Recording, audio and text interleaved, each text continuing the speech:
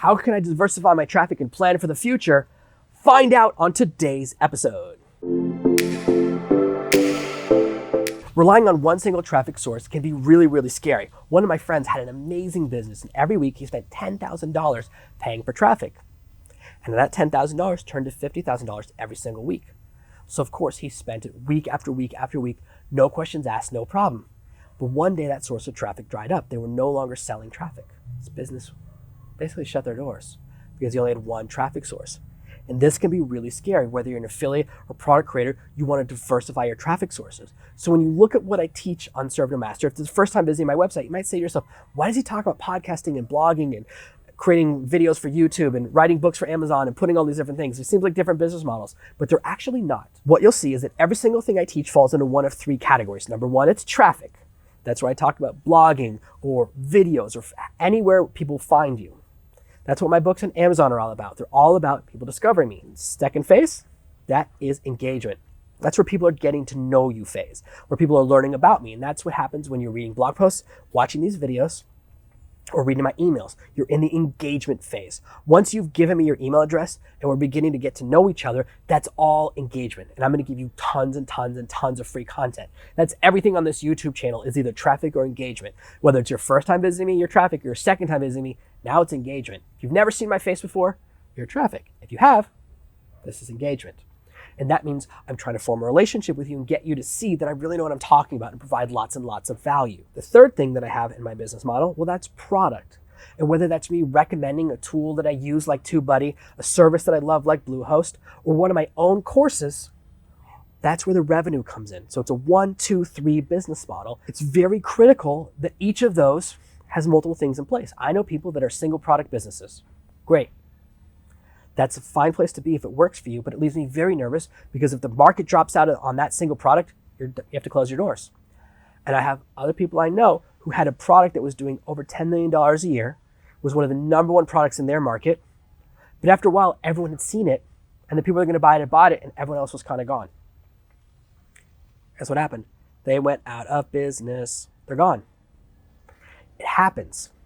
You don't want to have a single source of failure at any point in your business. Now, when you're first getting started out, you just want to build one of each. You want to build one place for traffic, one place for engagement, and one product. And it can be an affiliate product, it can be your unicorn, which I talk about in some of my other videos. That's fine. Once you have that, you want to add in new places. A great example of this is that I don't want to rely on all of my traffic coming from Amazon. Right now, it's one of the biggest sources of my traffic. My books generate most of my traffic. But it's getting harder and harder. The advertising costs are continually rising. The competition is getting tougher.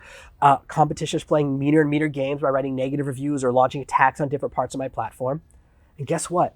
I don't want to be reliant on a single linchpin, because what happens if that one thing goes away? Then all my traffic dries up? I don't think so. That's exactly why I have a podcast, why I have blog posts with really tight SEO, and why I launched this YouTube channel.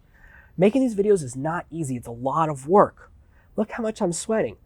I live in the tropics, but creating this content is about me diversifying my traffic, and it's part of my traffic diversification strategy. It's very intentional. It took me about 4 months between deciding to launch a YouTube channel and actually doing it. And in that time was all planning and strategizing. And of course, pre-recording tons and tons of content, putting everything in place so that when I launched, it was ready and it was everything right. It's tempting to wait a really long time to launch your content because you're nervous or afraid. And I know that. Even launching this channel, I was like, is everything ready? But you want to have a real purpose for what you're using each of your tools for. And if you're watching this video inside of the Author and Entrepreneur Accelerator, well, that means you're here for engagement. You've already given me your email address, you've already joined, and this video served a really powerful purpose. But now I can use my videos multiple times for different things. After a video is in the Author and Entrepreneur Accelerator, 90 days later, it'll appear on YouTube. So if you want it early and fast, you can get it one place. If you want to wait, you can get it somewhere else. That's okay. All of that means I have different tools that I use for different parts of my business. So I absolutely recommend you sit down and build a strategy to add in multiple layers. That's why I have multiple products. That's why I have a blog, an email list, these videos, and the Entrepreneur Accelerator Facebook group, so you can engage with me in different places. Even if Facebook deletes the group, which they can because they own it, it's their platform, I won't go out of business. I'll lose one part of the machine, but the entire machine won't die. So I absolutely believe in this. This is probably one of the most important lessons I'll ever record. You cannot leave a single point of failure in your business, especially when it's something outside of your control, because things happen. And when they do, they can devastate your business if you're not ready for them.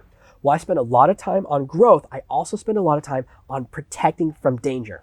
One of the lessons I've learned from working on a book project with billionaire financial investments and people that own real estate is that when they're looking at a deal, they don't look at the upside, they look at the downside. Rather than going for the deal with the biggest possible success, they look for the smallest danger if it goes bad.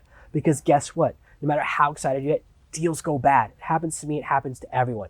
And that's why you want to put things in place to ensure that you won't go out of business if you lose one thing. Look, I don't know how long this YouTube channel will last. Hopefully it will last for years and years and years, but I don't own YouTube. They could go out of business. It can happen. MySpace went out of business. Where's Vine? You see them around anymore? Hey, guess what happened to the guy with the best Vine videos? It's gone because the platform disappeared. No matter how much you think platforms and search engines will last forever, they don't. Things change, and when it happens, you can lose your business. So that's why you have to build in a plan to diversify your business. So let me know your thoughts. What's your primary traffic channel and what's your secondary traffic channel? And what traffic channels are you going to open up this year? Let me know in the comments right below this video, and make sure to subscribe for more awesome videos coming right at you from Serve Noah Master.